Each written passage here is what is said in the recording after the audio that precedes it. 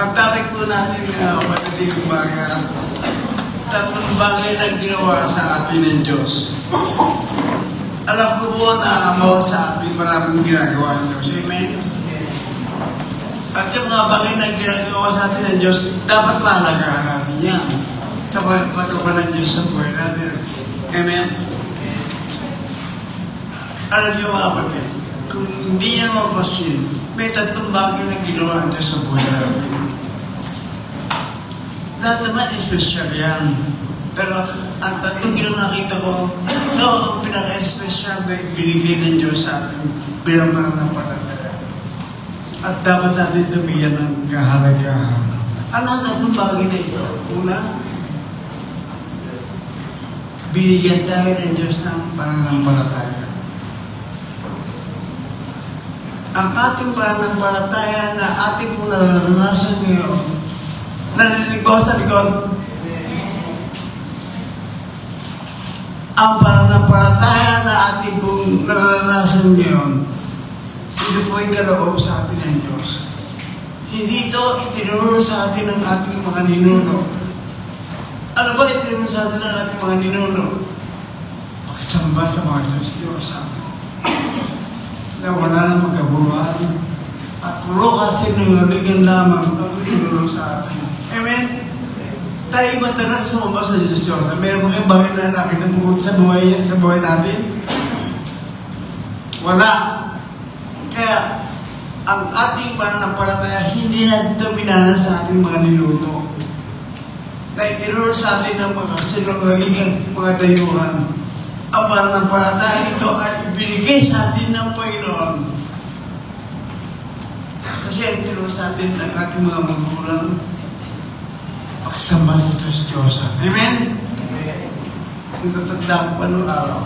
Ito maganda pa totoo ko eh. Kasi lagi itong inuulit. Nung hindi pa ako mananampalataya, ako pinaloko sa drugs. Naloko ako sa marijuana. Kaya mo yung aking kama, pag ginagagipon ko ito, punong-puno ng marijuana yun. Alam niyo ba kung saan pinakuha? Diyan sa Rawat, sa Marinas. Alam ko, Imus. Teka, binapa. Ngayon, ako po, sila ulo ko nung araw eh. Yung ba gano'n pa rin? Bago po ako umalis, kasi lagi meron na po hulihan ng araw. Bago ako umalis ang bahay, kasi bidyo ko marijuana. Mag-ibenta ako marijuana, wala akong trabaho eh. Teka lang, kumita ka eh. Bago po ako umalis, titignan muna ako sa Virgin Mary na sa living na.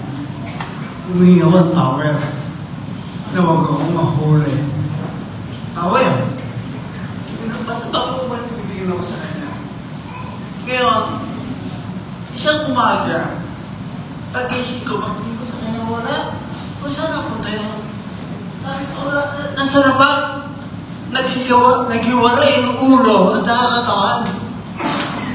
Sabi ko, joke lang pala ako, tumaka siya sa balat ko. Ang ginawa dinugtong ko, ayun. Doon ang mulat, meron na po akong questionable sa akin, meron na po akong sa akin isipan tungkol sa mga bagay na yun. Ngayon, ako po nung araw mga kapatid, nagigibo ako eh. Napunta ko sa gym eh. Alam niyo naman yan, di ba? Kaya sa gym po namin pinupunta, meron po sa Tuminyo. Alam niyo po yung mga to. Kaya nakatumingin, lagi nakatitig siya yan. Di ba? Kasi bago mo ito, diba? About mo ito, parang na mo lagi nakatingin sa'yo. Ngayon, nakakanta po sa Santo Niño. Ang ginawa ko sa Santo Niño, nakakaya kasi marami sa'yo nakatingin sa amin na parang pangalan namin nakatingin sa amin sa Santo Niño eh. Ang ginawa ko, ibinalik ko yung ulo doon sa kanan. Nandito matawad, nandun ang ulo. Ngayon, dumating yung instructor namin. Sabi, bakit nandito ulo ng sa bakit nakabaling ulo lang sa Santo Niño? Ibinalik sa amin sa radyo. Ngayon, kinapukasan. Pagdating ko naman, ibinalik ko naman sa kanan. Nakita naman ng instructor ko. Ba't sino ba yun? kumulo ko sa tuloy nyo na ito. Doon lang ko. Naimutan ko. Hindi yung madalas sa kaliwa. Hanggang sa pagkiraw ko ng ulo, ikinukuha ng tagal ng ulo. Talaga. Hindi ko may kape. Baka mag-atrace na. Iniwan ko ron. Ang ginawa na siya, kinuha yung Santo Niño, ibinalik ko sa basurahan. At mayroon ginawa masama sa kanya, Diyos. Ang sabi ng Biblia, huwag mong katakutan ang mga bagay na yan, sapagkat wala may ibigay na buti, wala may ibigay na masama. Kaya kung meron kayo sa bahay yan, itapon nyo na yung mga buti, sapagkat yan, nagkagara sa atin ng kamalasan at sumpa na ibigay sa atin yan. Amen? Amen. Kaya, ang sabi ng Biblia, bigyan tayo ng pananampalataya. Ang pananampalataya ito ay galing sa Diyos. Isaiah 32, pakibasa mo ba ng Boboy? Na masdan natin si Jesus na gumawa at sumakdal sa ating pananampalataya na siya dahil sa kadalaan, inilagay sa harapan niya ay nagtiis ng krus na walang bahala sa kahihinyan at umupo sa kanan ng luklukan ng Diyos. Ano ang munang ibigay sa atin ng Diyos? Pananampalataya. Ang sabi ng Biblia, ang pananampalataya ang nagpapasakdang sa ating mga buwan. At ang pananampalataya niya sa bansanin, yan ay nagmula sa Diyos. Kaya mga kapatid, kung yung pananampalataya hanggang sa Diyos, paalagaan mo yan. Sa mga pananampalataya niya, ay magagamit mo sa lahat ng pamamaraan. Amen? Amen. Kung walang pananampalataya, walang kabuluhan ang buhay mo sa mundo nito. Maraming panahon tayo ng buhay na walang pananampalataya. At ang nangyayari ba? Wala. Ngayon, nung ikibigyan ng Diyos ng pananampalataya, paalagaan mo, kapatid. Sapagkat bihirang-bihira sa tao ang binibigyan ng Diyos ng pananampalataya. Sino na ang binibigyan ng Diyos ng pananampalataya? Yung mga nagbukas ng kanilang puso para kay Jesus. Kaya mga kapatid, ano man ang pananampalataya mo yun, kaya ka meron niya, gagawin siya ibibigay at galing sa Diyos. Amen? Amen. Pakatila natin,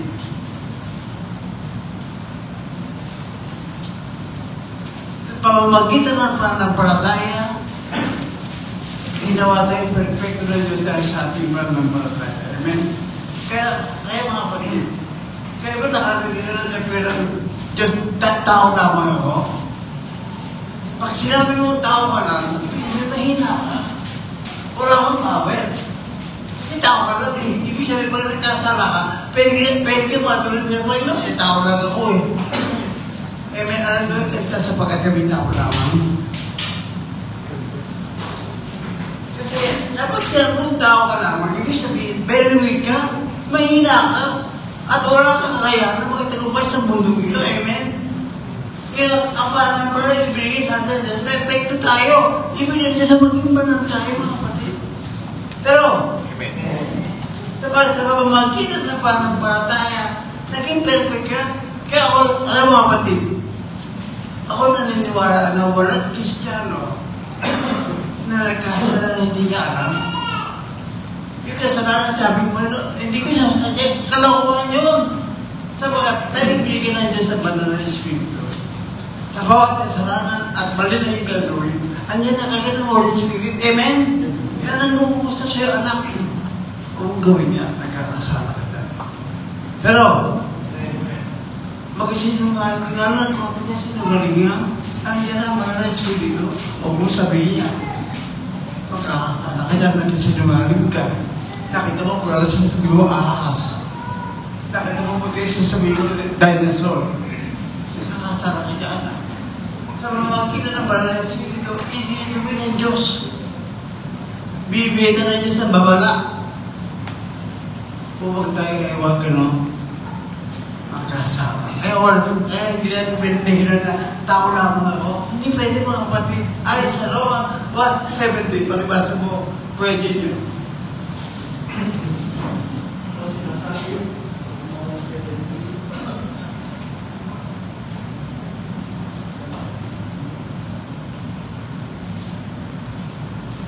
sapagkat sa magandang balita ay pinakita ang maaaring pinig ng Diyos ang pagkayan ng tao sa Kanya. Ito ay sa mga pagitan ng panampalataya tulad sa simula hanggang sa wakas. Tulad na sinasabi sa kasulatan, ang tinuturing ng Diyos na matuwid sa pamamagitan ng pananampalataya ay mabubuhay. Ano ang turing sa atin ng Diyos? Nung tayo ng born again. Naging matuwid ka sa harapan ng Panginoon. Ibig sabihin, ano man ang kahinaan mo, ano man ang kasalanan mo, nilinis ka ng Diyos sa pamamagitan ng kanyang banal na dugo. Amen? Kaya tayo mga kapatid, perfecto tayo sa harapan ng Panginoon. Patuwid ka sa harapan ng Diyos sa pamamagitan ng pananampalataya. Kaya mamuhay ka ng banal ayon sa Pedro, yung mga banal ang gawa ko sa inyo, pamamamuhay ng mga tinatakurin ng kabanalan. Ngayon, kapag sabi mo banal sa tao, kordiya. Pero, di ba, pag ay, napakabanal mo naman. Parang ko nag-isip, napakabobo mo, napakakordi mo, napakamamag mo.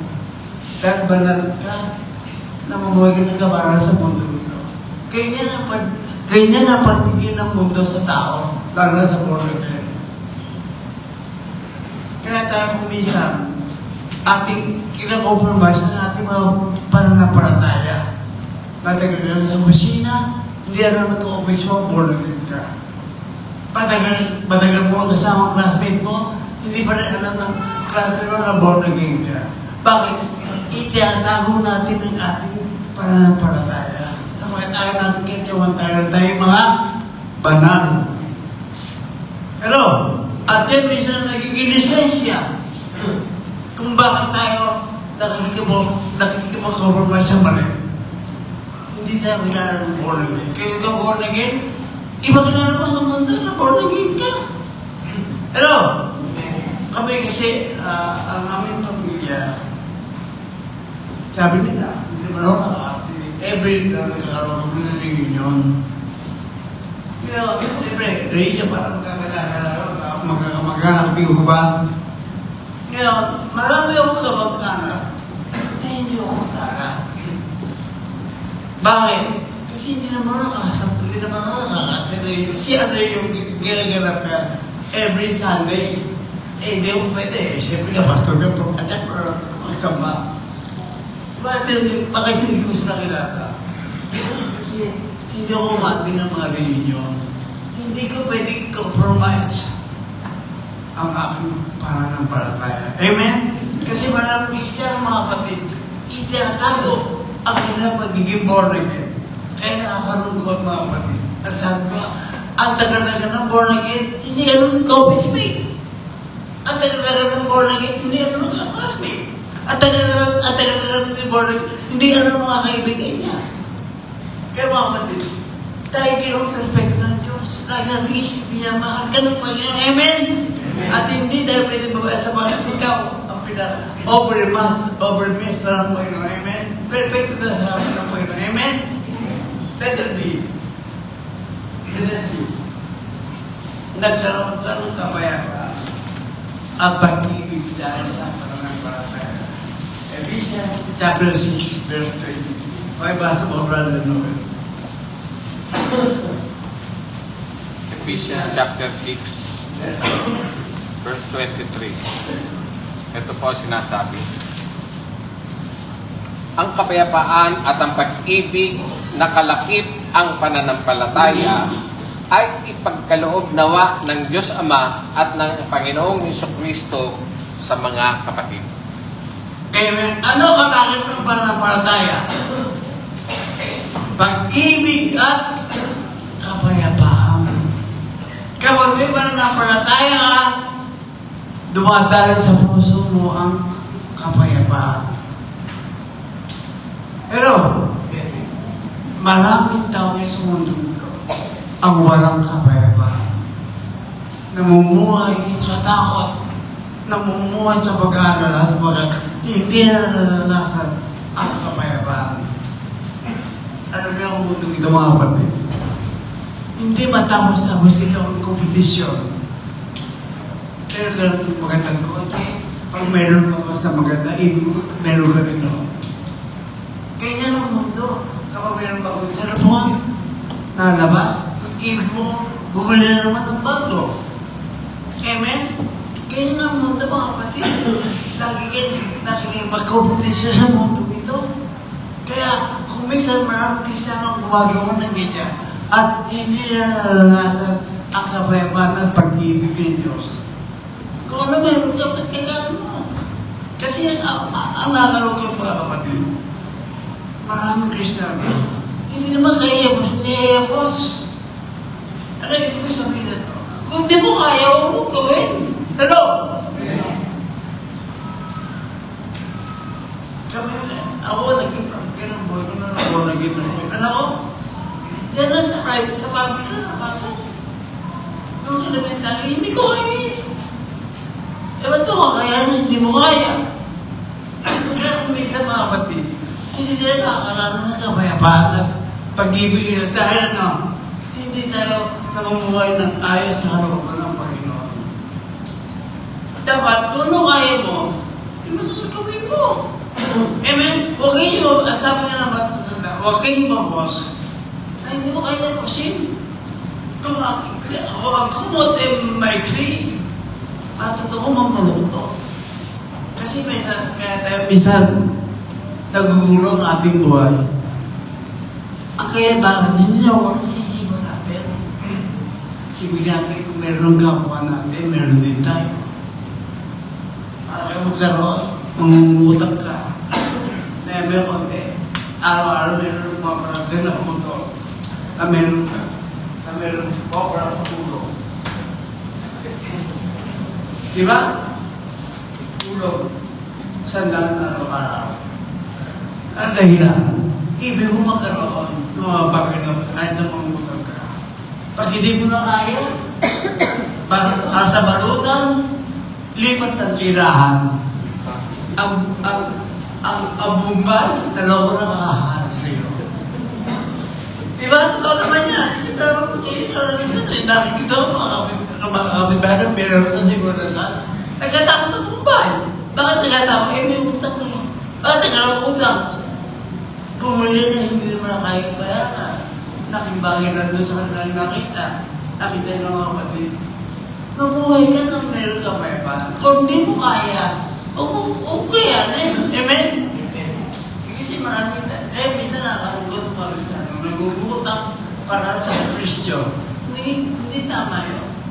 Mabuhay ka ng praktikal. Anong kaya mo? Yan ang gawin mo. Amen? Pangalawa mga kapatid. Una ba ng palataya? Pangalawa, ang ibigay sa atin ng Diyos na walang iba kundi ang pag-asa. Kaya ba minsan na wala lang yung pag-asa sa buhay?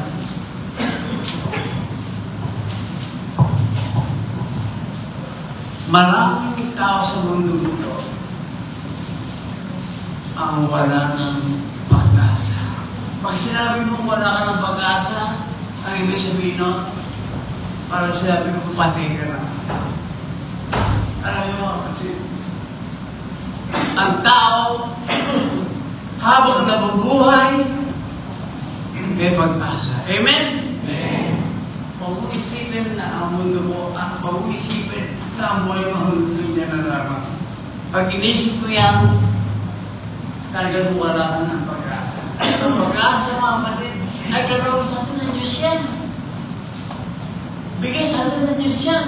Sa mga naghihirap na may karamdaman, huwag kang mawawala ng pag-asa. Andiyan yung pagpapagmulaya. Amen? Natatanda niyo ba yung babae inagasan na dinudugo ko ng tona? Hindi siya nawala ng pag-asa. Ano sabi ng babae na dinudugo? Ano sabi ng Biblia na umus ang kayamanan? Dahil sa kanyang pagkakamot. Pero hindi siya bumalik. Pero ang babae ito, hindi na wala ng pag-asa. Nang dumating siya sa lugar na maraming tao. Hindi, halos hindi na siya makakasabat na sa Biblia.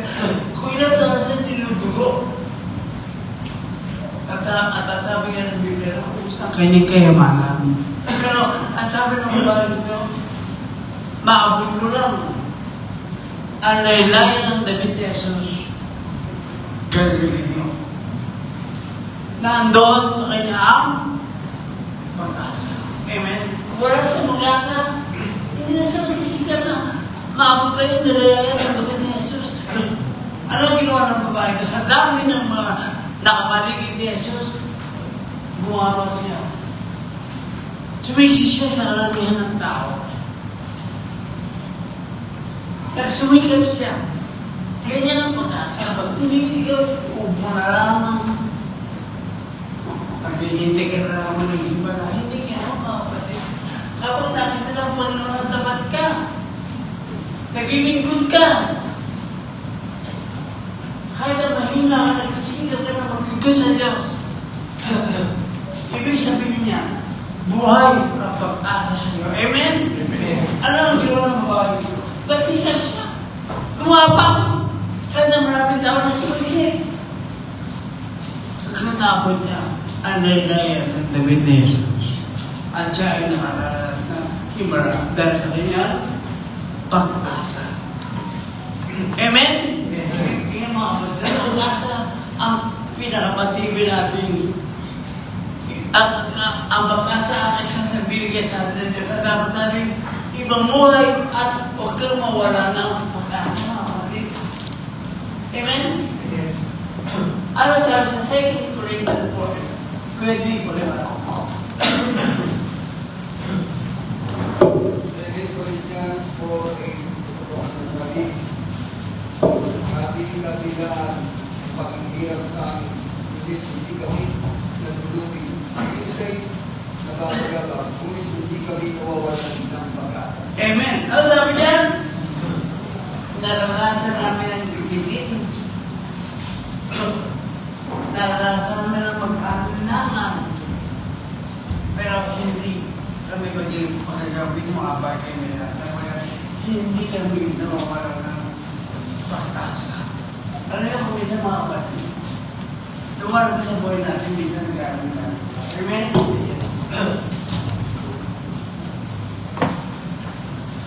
Nagapa yung mga kapatid, ako, minsan lumaran sa akin pag-aaral na. Kaya medyo matunding sumpunta na namin sa akin. At ako, minsan na yun mo. Lumaran sa pag-aaral na. At ano yung lumaran sa pag-aaral na sa buhay mo? Yun ang tanong. Kapag may kailangan ka, pananayo ka sa Diyos. Pero, kasi ang pag-aalinlangan, kalaban ng faith yan. Amen? Kaya, lahat tayo nagkakaroon kung may sumisan ng pag-aalinlangan. Sumisan. At tagal-tagal mo yung nag-pray, wala nang matutunan. Pag-aalinlangan, yung Diyos na maris sa puntang taging panalangin. Ano nila? Amen? Ang tagal-tagal mo nagkaroon ng trabaho, wala akong makita. Nagkaroon kong isa ng kailangan. Ano sabi ni Pablo? Tumarin sa amin ang pag-aalinlangan, pero hindi kami magagapit. Ano pagkatagumpayan ng sinalaman? Ang pag-asa ituloy sa ating Diyos ay tunay at pagkat sabi mo. Amen? Ano sabi sa Hebreo 10:23. Kaya ati ko.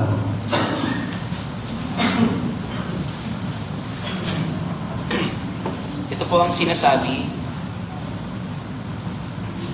magpakatatag tayo sa ating pag-asa at huwag nang mag-alinlangan pa sapagkat ang nangako sa atin ay maaasam.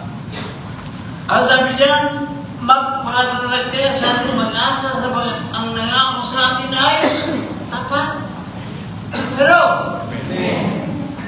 kaya mga kapatid, maging matatag tayo sa ating pag-asa. Ano man nararamdaman mo, nanghihina ka man, ang pag-asa dapat natin natin. Pero, wala kang pera. Huwag kang mag-alinlangan. Magsikap ka at ang Diyos ay magbibigay. Amen? Sabi niya mga kapatid, kinukwento ko nila sa Diyos. Pero pinalasan sa puso.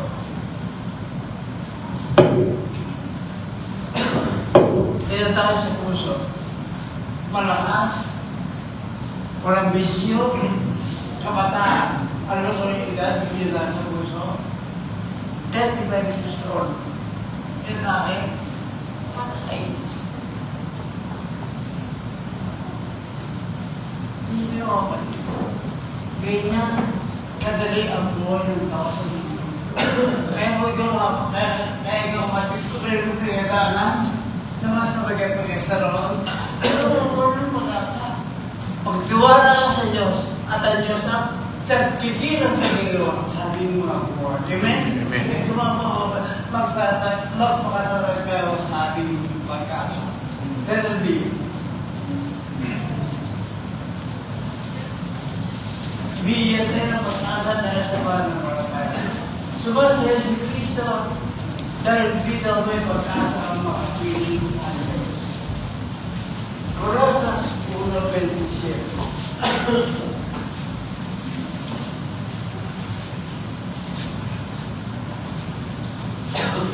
Herman, pakilasa.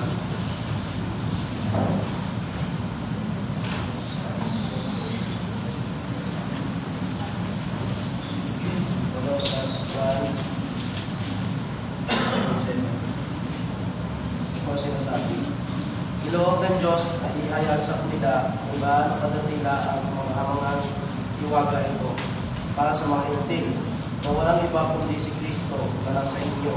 Siya ang ating pag-asa na tayo'y makakapahagi sa kaluwalhatian ng Diyos. Pagtanong, tayo ba ay nananabig sa kaluwalhatian ng Diyos? Kasi mga kapatid, ating nagapit at ating pagkakahan na ang buhay sa mundo ito. Wala naman talaga tayo dito. Hindi naman tayo yung taga-mundo, amen? Hindi tayo taga dito. At ang Diyos ay naglaan ng kaluwalhatian na makapili natin siya. Di ba maganda makapili mo kung ano kailan naman? Kaysa makapili mo ka sa mundo niya. Ano nila, kwento. Pero isang lalaki, inatala sa puso. Inatala siya. Kaya emergency. Dinala siya sa hospital. Emergency. Dinala siya. Ibig sabihin, niya naman dinala siya sa hospital. Nakapagit siya niya. Tulungan daw mga anak. Pag dinala niya nakita ang puti-puti, ang kawan nila, kapila, parang nasa langit na ako. Pag dinala niya papabuhay, nakita niya ako puti, mga tao, nasa langit na ako. Pagpala niya sa kanan, nakita niya ang asawa niya, hindi pala, hindi ba ako? Totoo po yan. Hindi ko isang pastor. Akala niya nasa langit na siya. Kaya yung puti-puti na kapag gano'n. Puti-puti na, kita yun mga doktor. Pagpalin na kami wala niya asawa niya ng ako. Kaya hindi rin nagluba ako. Ito kapatid. Ibig ko lang ipatawasin.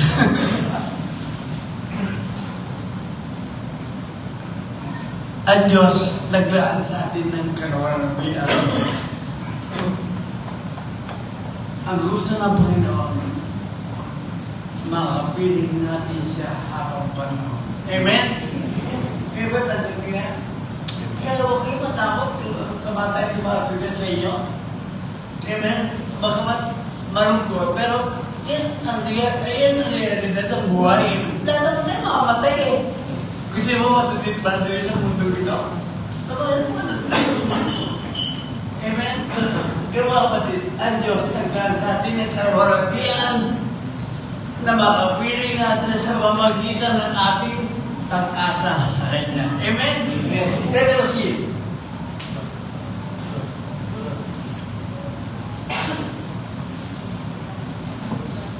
Ang pag-asa nito ang matibay na angkla ng ating mga buhay. Hebreo 6:19. Brother Bowen. Romans 6:19. Hebreo 6:19. Hebreo.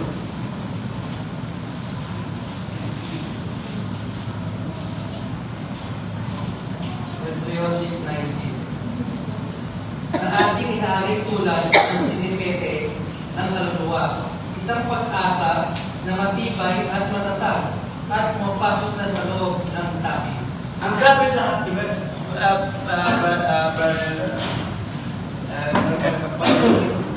Hebreo chapter 6, verse 19. Ito po ang sinasabi. Kaya tayong nakatagpo ng ang pag-asang ito ang siyang matibay at matatag na angkla ng ating buhay at ito'y umaabot hanggang sa kabila ng tabing sa templong panlangit sa dakong kapanal-kanalan. Amen. Kaya ang isang Kristiyano, hindi ka dapat mawala ng pag-asa. Bakit? Ang sabi sa Hebreo, ang pag-asa ang isang pinakatakilang angkla at matibay na angkla ng ating buhay. Kapag nabawag ka ng mga matibay, kawawa mo tayo. Wala tayong pag-asa. Amen? Kaya sabi ni Pablo doon sa Hebreo, kung ang ating buhay sa mundo, ikaw naroon ang ating pag-asa, tayo ka, ang kawawa sa mundo ito. Kasi bakit? Ang pag-asa mo sa mundo lang ito. Pero ang sabi ng Hebreo, ang pag-asa rin, ang doon sa mundo natin. Amen? Amen. Pero mga kapatid, huwag kang mawala ng pag-asa. Kahit na meron kang pinagdaanan, lahat naman tayo meron pinagdaanan. Amen? Ano man na ibig sa pinagdaanan, pero may kahirap, huwag kang mawala ng pag-asa. Meron Diyos na bigay sa atin ng pag-asa. Amen? Kaya mga kapatid, dakilan ang ating Panginoon. Parang pangatong punto,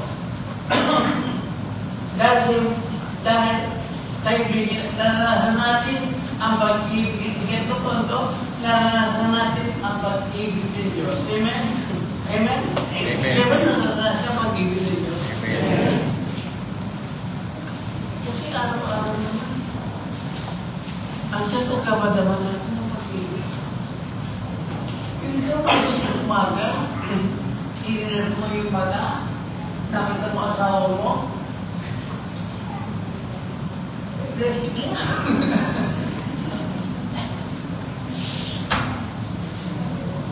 kasi ang pag-ibig mo nga kapatid, ipapadama yan. E may kumakawa, dahil mo, ipadama mo siya. Pero, hindi iniiwan mo siya. Hindi, joke lang yun. Ipadama mo ang pag-ibig sa ang asawa. Ipadama mo ang pag-ibig sa mga anak. Ipadama mo ang pag-ibig sa mga kanila. Dapat, yan ang ginawa niya sa atin. Ipadama niya ang ganyang pag-ibig sa atin. Amen? Amen. Kaya pag-ibig hindi ka naman nasa kanila. Hindi ka naman bigyan sa atin. Ang pag-ibig, ipadama mo niya sa bawat sila.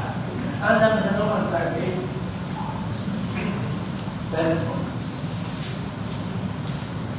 Romans 5:8. Dapat pinagtatagubilin ng Diyos ang kanyang pag-ibig sa atin na tayo'y mga makasalanan pa at si Kristo ay namatay dahil sa atin. Sa ibang salin, ang sabi niya, ipinagdaman ng Diyos ang kanyang pag-ibig sa atin na siya mamatay sa ating mga kasalanan. Kaya mga kapatid, iba na mo ang pagmamahal mo. Ikaw mo. Amen? Huwag ka nagpinas ng ugali. Amen? Maguhin mo ako yung moody na pasumpong-sumpong. Minsan maganda ang mood mo na mabati. Gamit na makakuha na mood. Nang-gilis na ka. Hindi ka na. Amen?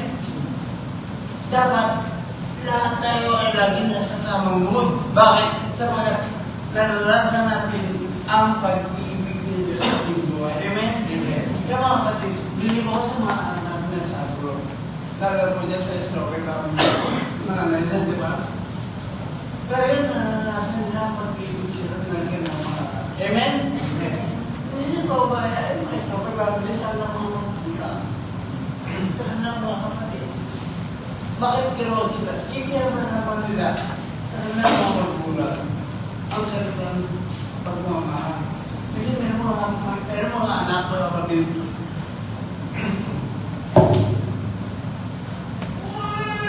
Meron mga anak ko matanda na. Ako hinahinga ng magulang. Meron mga nakita yung mga kapatid ng mga anak ikinahiya mga magulang na matanda na. Ang tanong, hindi ba dahil sa kanila mabuhay? Kaya mga kapatid, ako wala na ako ina. Wala na rin ako mama. Nakita ko kung gano'n kahirap ang walang magulang. Amen? Amen. Iba ang himo ng asawa sa himo ng ina. Tandaan niyo po yan. Nung kami mag-asawa ni Diyos, hindi ako nagkakamin. Mga 5 pong parang ng kasama. Nagkaroon ako ng lagnat. Pinumurasan ako ng asawa ko. Okay naman. At least nakakatulog ka ng puna sa pakiwala sa kanya. Dumating yung nanay ko ngayon. Ano na ba siya ito? Ano na kung mga nanay ko ng panggana? Tubig na medyo makikita. At pinunasan ako. Iba pa na dapat nila sa asawa. Amen? Totoo yan! Tatapin natin yan! Tatapin natin yung gagarin niya. Pero, kaya kayo mga anak, buhay yung ina. Buhay yung ama. Iba lang natin ang pag-ibig. Amen? Sapagkat hindi madali ang mawala ng magulang at mawala ng ina't ama. Kaya hanggang buhay yung mga magulang. Kaya matanda na, iba naman yung ang tunay na pag-ibig niya. Ang tunay na pag-ibig niya sa kanya. Amen? Iba ang tipo ng asawa sa ina. Ang asawa na wala, wala lang. Bakit ako wala bago? Si Abraham na bago eh. At sabi ng Biblia, si Abraham na bago. Naglusa, nalungkot. Alam niyo na Abraham? Nag-asawa na bago. Kasi ang sabi, nagpalitan niya. At pag nawala natin mo, may nagpalitan yan. Pwede ko ba sa nanay mo pag nawala? Nakasawa na palitan niya. Ako pumatay ako pagkatawag. Okay na! Wala na ako eh, di ba? Hindi naman na nagkakasala. Tama naman ka, amen? Kaya kasi meron mga lalaki. Kaya ito hindi mo sa isipan mo ito eh. Pag ang mga lalaki namatay ang babae, sumusunod ang lalaki. Malam nakatagal, siya na rin. Yung nakatagal na member natin sa Sibertalis, si Seri. Di ba si Seri? Nabatid si Seri? Ilang araw na, ilang buwan lang. Si Kuya po eh. Pero pag ang lalaki na nabatay, ang mga babae, gumaganda.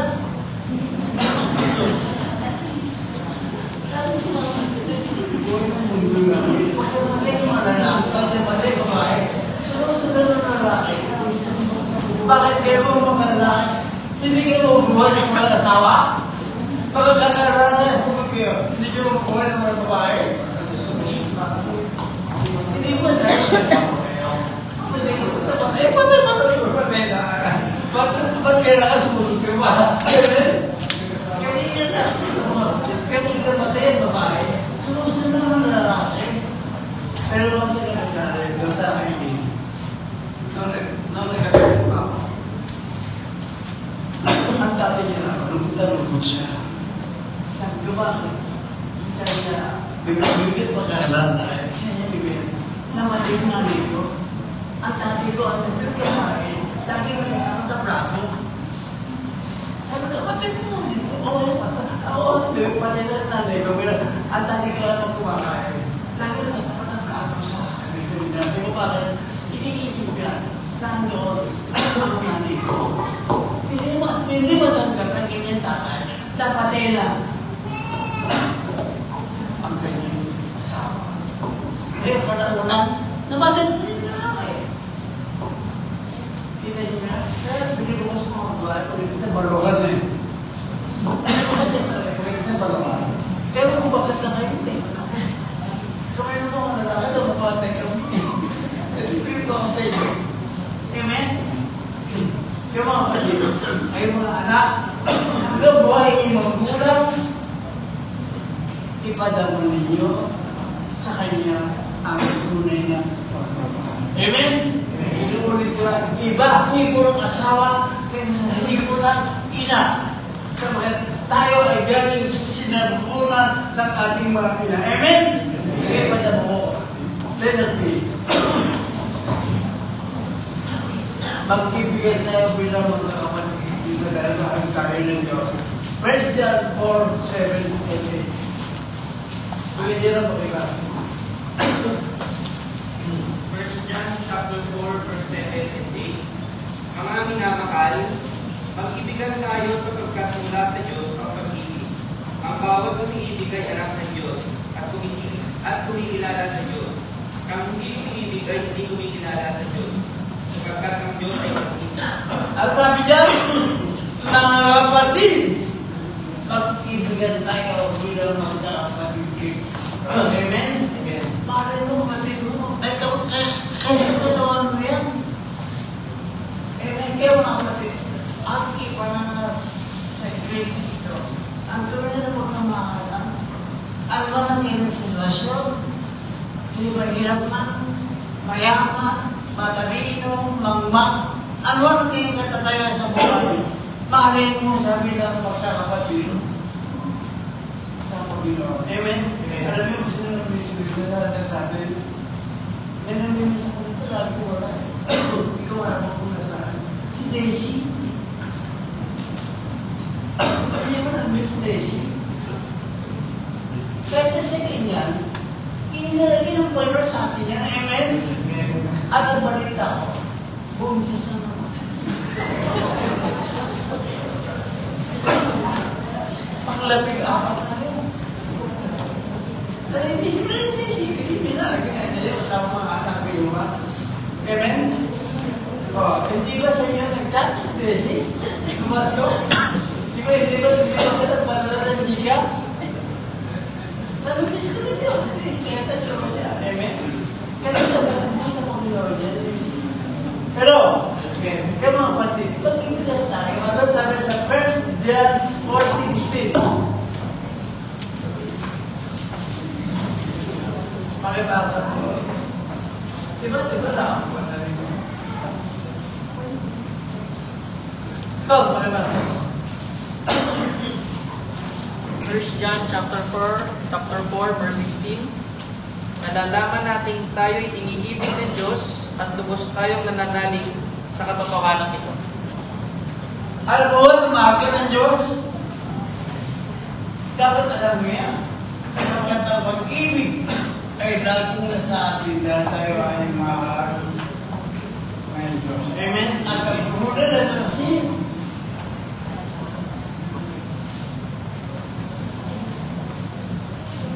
Nagkaroon tayo ng buhay dahil sa pag-ibig sa atin ng Diyos. First John 4:9. Boy, pa. 1 John 4:9. Dito, nahayag ang pag-ibig ng Diyos sa atin, sapagkat sinubo ng Diyos ang kanyang bugtong na anak sa sanlibutan upang tayo mabuhay sa pamamagitan niya. Amen? Ibinigay ng Diyos ang kanyang bugtong na anak para sa atin. Upang tayo ay mabuhay sa pamamagitan niya. Kaya hindi mo makakaisip ko ang aming mga sasabi. Hindi ko kaya mabuhay. Hindi ko kaya mabuhay kung wala sa akin si Kristo. Amen? Kaya sa kanya ay pananampalataya, pag-asa at pag-ibig. Kaya mga kapatid, o dito, Ang tatlong ito, pag-ibig, pananampalataya,